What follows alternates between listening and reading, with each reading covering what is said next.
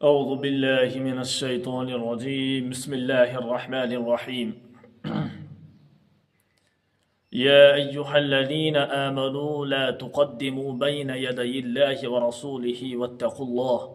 إن الله سميع عليم۔ اس کا ترجمہ یہ ہے،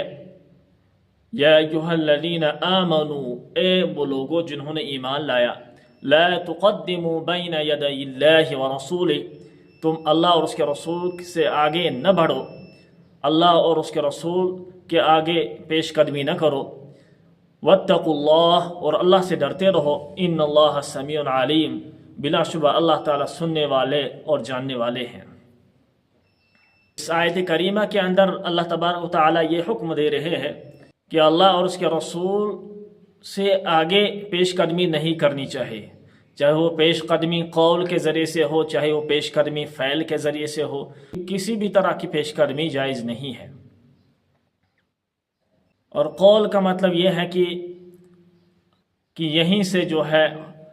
حضور صلی اللہ علیہ وسلم کو رائے دینا اور مشورہ دینا، اور پھر اس رائے پر اصرار بھی کرنا تاکہ ہماری بات، ہماری رائے مان لے، یہ اس آیت کا مطلب ہے۔ اور فعل کے ذریعے سے مطلب یہ ہے کہ آپ صلی اللہ علیہ وسلم آگے نہ بڑھے، آپ صلی اللہ علیہ وسلم سے آگے نہ چلے، بلکہ آپ صلی اللہ علیہ وسلم کے دائیں یا بائیں چلے۔ صحابہ کرام کا یہ معمول تھا کہ وہ آپ صلی اللہ علیہ وسلم کے دائیں یہ بائیں چلا کرتے تھے، نہ آگے بڑھتے تھے نہ پیچھے چلتے تھے۔ لہذا اس سے ایک مسئلہ یہ بھی ثابت ہوتا ہے کہ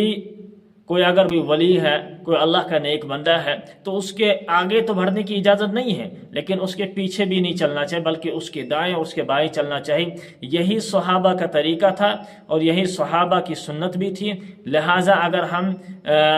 کسی بزرگ، کسی اللہ والے کے پیچھے، ایک استاد کے پیچھے چلتے ہیں، گویا کہ ہم صحابہ کرام کی اس سنت کے خلاف کر رہے ہیں۔